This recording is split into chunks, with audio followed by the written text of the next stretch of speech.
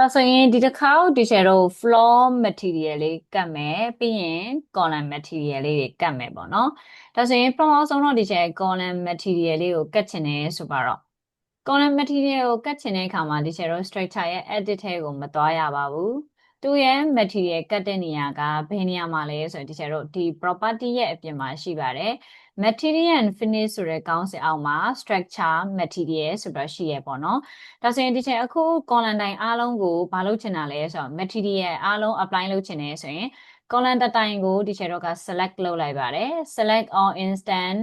visible in view ဆိုတာလေးကိုရွေးလိုက်တယ်ဒါဆိုရင်ဒီချက်တော့က material and finish ဆိုတဲ့ဒီ property မှာ structure material ကို column ကို material ကတ်တော့မယ်ပေါ့နော်ဒါဆိုရင်ဒီချက်ကအလွယ်တကူ creation လုပ်ပြီးသားတဲ့က object တွေကပဲရွေးမယ်အပြင်အောင်ဆေးကိုတုံးမလားအဖြူအောင်ဆေးကိုတုံးမလားနှစ်ခုတည်းကတစ်ခုရွေးမယ်ဟုတ်နော်ဒါဆိုရင်ဒီချက်အပြင်ရောအတွင်းရောအကုန်လိုက်ဖမ်းမှုရှိတော့အောင်ဆိုတော့ဒီချက်ကအဖြူအောင်ဆေးတုပ်တာကိုရွေးလိုက်ပါမယ်ဘာကြောင့်လဲဆိုရင်အတွင်းပိုင်းထဲမှာဒီချက်တော့ဒီနံရံမှာပေါ့နော်အပေါ်ထက်မှာ cantilever ဝဲထားတာဖြစ်တဲ့အတွက်ကြောင့်အတွင်းထဲမှာ column တိုင်းကပိုပေါ်တယ်ဆိုတဲ့အတွက်ကြောင့်ဒီချက်ကသူ့ကို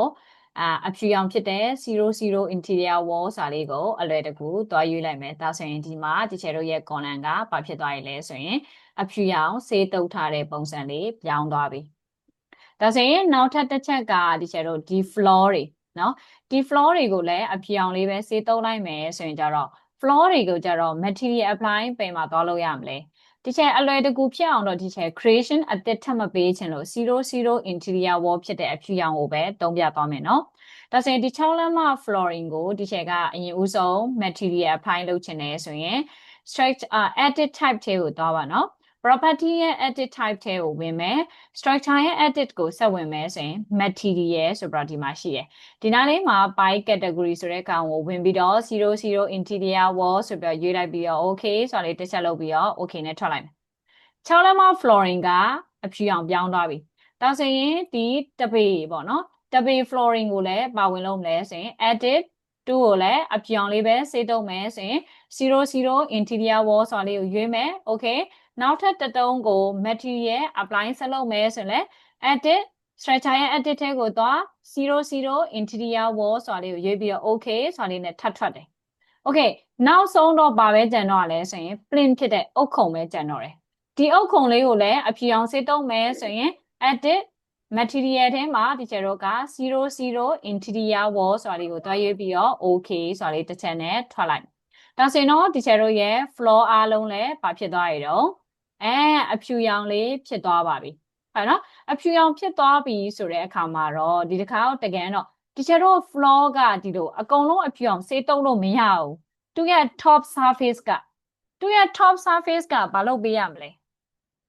material ကတ်ရမယ်เนาะ material ကတ်ရမယ်ဆိုတဲ့အတွက်ကြောင့် section box လေးကိုဒီချက် on လိုက်မယ်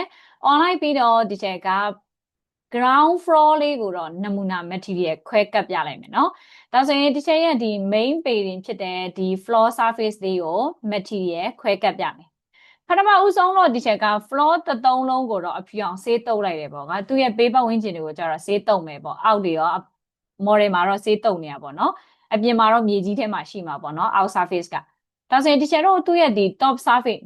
နင်းသွားတဲ့နေရာကိုကျတော့ချက်တော့ဒီလိုအဖြူအောင်ဆေးတုပ်လို့မဖြစ်တော့ဘာလုပ်ပေးရမလဲ material ကတ်ရတော့ material texture တွေကတ်ရတော့ဒါဆိုရင်ဒီချက်တော့ material texture ကတ်တဲ့အခါမှာလည်းပဲ surface တစ်ခုလုံးကို paint ဆိုပြီးအတူတူကတ်လိုက်လို့ရလားမရဘူးနော်တအိမ်လုံးကြွေပြားခင်းတော့မှအခန်းထဲမှာခင်းတဲ့ကြွေပြားနဲ့အိမ်သာကြွေပြားနဲ့ကွဲမှာဘာကွဲမလဲ texture အနှုတ်အကျန်းတွေကွဲမယ် toilet ထဲမှာသုံးတဲ့ကောင်ဒီချက်တို့က living ထဲမှာလာသုံးမယ်ဆိုတော့ကတော့တန်ရှင်းရေးလုပ်လို့ပြီးမှမဟုတ်တော့ဘူးဘာဖြစ်လို့တော့ toilet ထဲမှာသုံးတဲ့ကြွေပြားက texture ပါပါတယ်နော်ဒီချက်တို့အပြင်မှာသုံးတဲ့ကြွေပြားတွေက texture ပါခဲ့မယ်ဆိုတော့မှအနှုတ်ပုံစံပေါ့နော်ဒါကြောင့်မလို့ဒီချက်တို့ material မတူနိုင်ဘူးဒီအပေါ် surface မှာဒါဆိုရင်ဒီချက်က material ကို2မျိုးလောက်ခွဲလိုက်မယ် toilet တွေမှာတော့ကြွေပြားခင်းမယ်နော်အိတ်ခမ်းတွေဘာတွေကိုကြတော့ဒီတော့ဗီနိုင်းပါကေးတွေခင်းမယ်ဒါမှမဟုတ်ရင်ကျွန်းတွေခင်းမယ်ဆိုပါတော့ဒါဆိုရင် material creation နောက်တစ်ချိန်လုပ်မယ်နော် manage တဲကိုသွားတယ် material okay ပါ material browser box လေးထွက်လာပြီဆိုရင် create new material နာမည်ပြောင်းပေးမယ် rename 00 dash ဒီချက်ကဒီခေါက် time floor ကျွေးပြား floor လေးနော် time floor ဆိုပြီးတော့နာမည်လေးပေးလိုက်တယ် floor time ကြိုက်တယ်လို့ပေး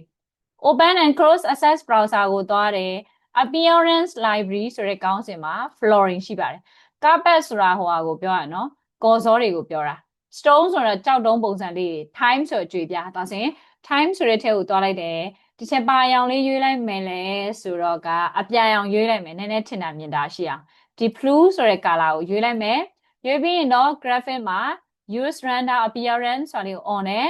နောက်တစ်ခုထပ်ပြီးတော့ creation လုပ်ချင်တယ်ဆိုရင် create new material right click တစ်ချက်ခောက်မယ် rename 00 dash ပြီးရင်တော့သူ့ကိုပါလဲဆိုရင် package ခင်မယ်ဟာနော် package ခင်မယ်ဆိုတော့ package floor ဆိုပြီးတော့ပေးလိုက်ပြီပေးလိုက်ပြီးတော့ open and close access browser flooring မှာပါကိုသွားမလဲဆိုရင် wood ဟုတ်တယ်နော်တော့မဟုတ် v9 ကတော့မသုံးဘူးเนาะဒီ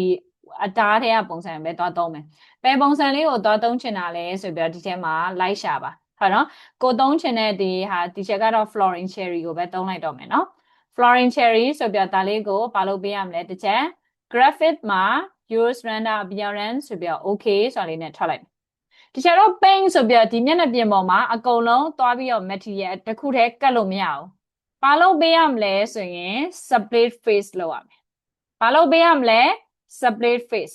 split face လုပ်တယ်ဆိုတာဘာကိုပြောရလဲဆိုရင်ဒီမျက်နှာပြင်ကိုထပ်ပြီးတော့မျက်နှာပြင်လေးတွေခွဲပေးတာကိုပြောတာနော်ဒါဆိုရင် teacher တို့က wall တုံးကလို့နှစ်ပိုင်းပိုင်းလို့မရဘူးလေဒီ floor ကြီးကဟုတ်လားမသိဘူး floor ကြီးကဘာလဲဆိုတော့တွိုင်းလက်ကိုပဲကွက်ပြီးတော့အပိုင်းလေးပိုင်းချင်တယ်ဆိုရင် wall တုံးကလို့အပိုင်းနှစ်ပိုင်းပိုင်းပြစ်လိုက်မယ်ဆိုပြီးတော့အဲ့လိုပုံစံတွေလုပ်လို့မရအောင်သူကကျတော့ပါခေါ်ရလဲဆိုရင် teacher တို့ modify tab တဲက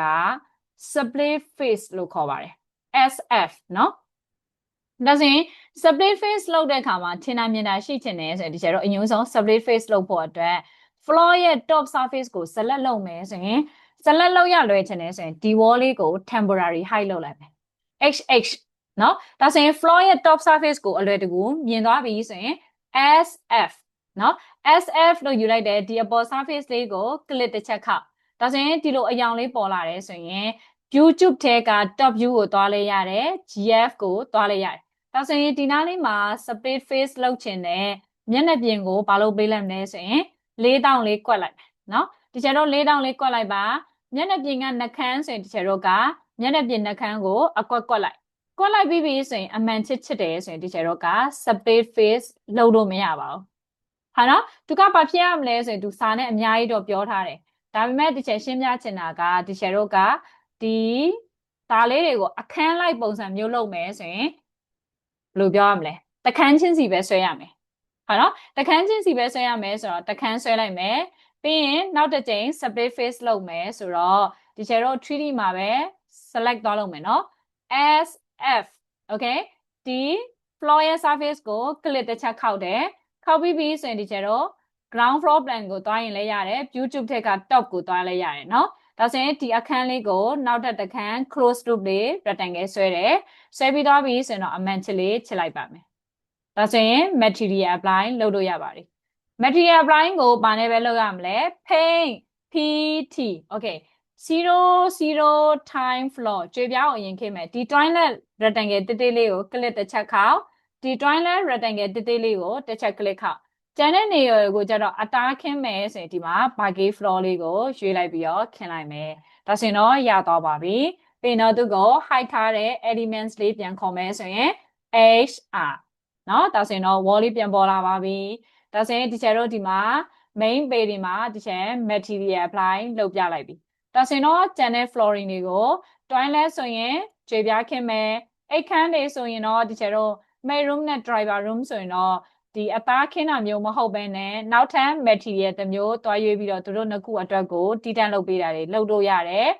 ပြီးရင်ဒီကားကိုတော့နားလေးမှာဒီချက်တော့တခြား material texture တခုကတ်ချင်တယ်ဆိုရင်လည်းဖြစ်တယ်တို့မဟုတ်ဒီတိုင်းစေးတုပ်ထားချင်တယ်ဆိုရင်လည်းဖြစ်ပါတယ်ဟာနော်ဒီချက်ကနမူနာအနေနဲ့တစ်ထပ်ပဲလုပ်ပြတော့မယ်အပေါ်ထပ်ကိုတော့ကိုယ့်ဘာကိုဘာလုပ်ပေးရမလဲ toilet ဆိုရင်ဒီချက်တော့ကြွေပြားလေးကတ်မယ် toilet ဆိုကြွေပြားကတ်မယ်ကျန်တဲ့နေရာကိုကျတော့ဒီချက်တော့က baggage floor ကိုခင်းလို့ရပါတယ်ဟာနော်ဒါဆိုရင်တော့ဒီချက်တော့ floor material လေး apply လုပ်ကြည့်ရအောင်